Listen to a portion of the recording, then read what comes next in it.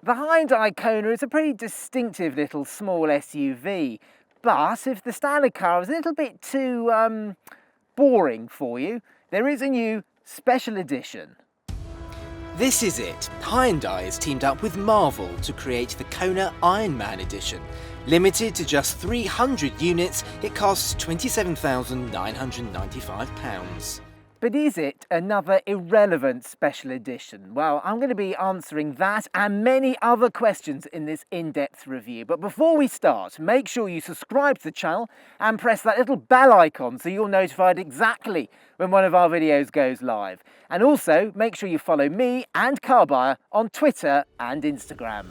So, what's changed? Well, it's a pretty hefty overhaul, as the Kona Iron Man edition comes with a matte grey paintwork and red roof, and there are various Iron Man badges dotted all around the car. There are even Iron Man puddle lamps too. And if that's not enough, there's a vent on the bonnet, grey and red painted 18-inch alloys and ice blue day running lights that are supposed to look like Iron Man's own eyes. It's a startling makeover, I'm sure you'll agree. Inside, and the changes are less dramatic than they are on the outside. There is a chap called Tony Stark has unhelpfully scrawled his name on the dashboard over there. But there are also little Iron Man touches like the dials. There's some red stitching, red accents for the dials and vents, some red piping for the seats as well, and some very natty red seat belts. But because this is based on a high level trim model, you also get climate control, you get keyless entry and sat nav. There's a good bit of storage as well. The door bins are pretty good. There's some cup holders down there, and the glove box is of a fairly decent size, but I can't quite reach it, but you'll just have to take my word on that.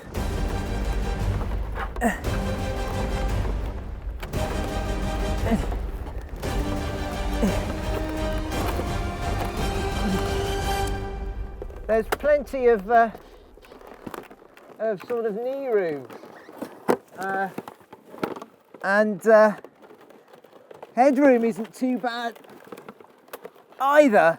Out of all of the sort of these small SUVs, the Kona is sort of a half decent size. I mean, if you need more space back here, you're going to have to go for a Citroen C3 Aircross, but this car is sort of comparable with a Kia Stonic. Like I say, good knee room, headroom. Well, there is some, not too bad at all, like that, not too bad. But I wouldn't be too upset about spending quite a bit of time back here on a long journey, because I'm very comfortable. I'm very comfortable indeed back here.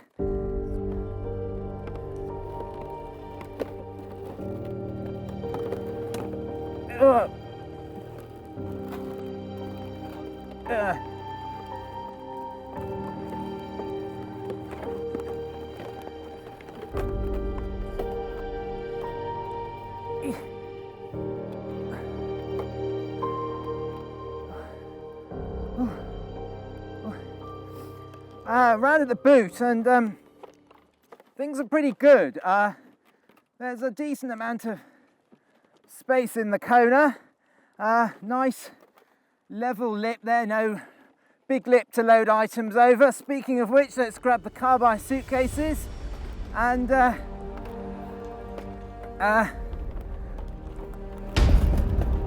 as you can see, you can take lots of things.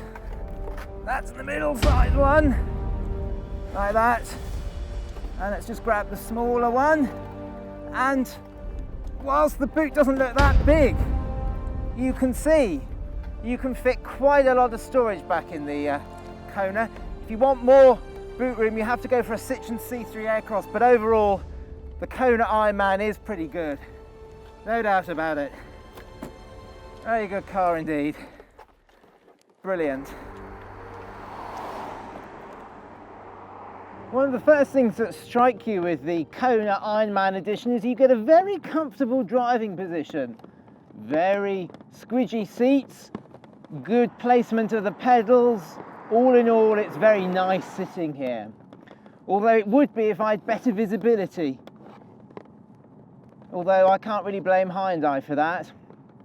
But on the whole, it is a very easy car to drive, very much in the same vein as the normal Konas, whether it's petrol or diesel. Talking of engines, there's only one with this Kona Special Edition. It's the most powerful petrol engine Hyundai sells in the Kona. It's a 1.6 turbo with around 178 brake horsepower, and it's a nice smooth engine. There's not a huge amount of urgency from it. It's not massively quick, but there's enough power there really to move along, and the engine is obviously helped in this regard with a 7-speed dual clutch automatic, and I have to say I'm very thankful there is no 6-speed manual, because I have difficulty moving my left leg and my left arm. But yeah, it's an okay gearbox. It changes down gears and it changes up gears.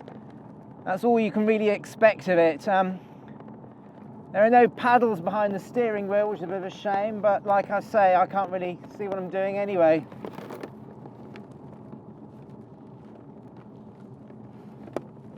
But on the whole, I have to say the Kona Special Edition is a very nice car to drive. Top job, Hyundai, very good indeed. I'd recommend it. Yeah.